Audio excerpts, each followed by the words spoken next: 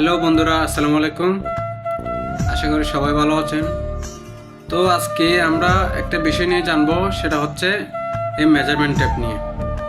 আমরা সাধারণত যারা গার্মেন্টস সেক্টরে কাজ করি তাদের জন্য কিন্তু এই মেজারমেন্ট টেপটা খুবই ইম্পর্টেন্ট, এবং যাদের টেলার্সের দোকান আছে তাদের জন্য কি এই মেজারমেন্ট টেপ ইম্পর্টেন্ট। তো আমরা সাধারণত একটা জিন্স প্যান্ট, একটা জ্যাকেট, একটা শার্ট যেরকম মেজারমেন্ট টেপ করি, ওই মেজারমেন্ট টেপের ভিতরে এই যে 1 ইঞ্চি মেজারমেন্ট টেপের ভিতরে 16 ভাগে ভাগ করা যায়, 8 ভাগে ভাগ করা যায়। তো সুতরাং আমরা আজকে 16 ভাগে কিভাবে ভাগ করা যায় সেটা দেখব। তো বন্ধুরা, আমি কিভাবে ভাগ করতেছি আপনারা দেখেন সবাই। তো বন্ধুরা, আমরা সাধারণত এই 9 থেকে 10 এটাকে আমরা 1 ইঞ্চি ধরি। এই 1 ইঞ্চির ভিতরে কিভাবে 16 ভাগে ভাগ করা যায়। তো এই 9-এর পরে এই যে দাগটা দেখতে পাচ্ছেন না, এটাকে আমরা বলি 116। এরপরের দাগ যেটা আছে এটাকে আমরা বলি 18। এরপরের দাগ যেটা আছে এটাকে আমরা বলি 316। এরপরের দাগ যেটা আছে এটাকে আমরা বলি 14। এটা হচ্ছে 14। এরপরের দাগ যেটা আছে এটা হচ্ছে 516।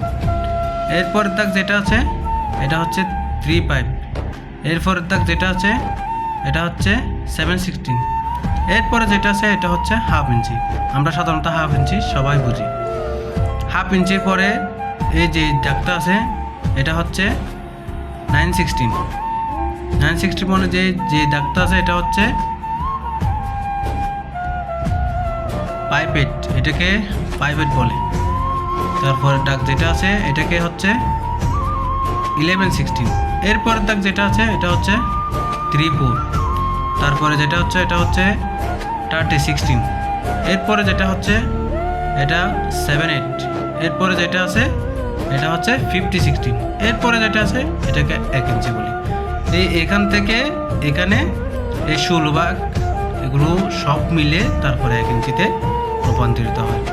তো বন্ধুরা, এই 1 ইঞ্চির ভিতরে আবার 8 ভাগেও ভাগ করা যায়।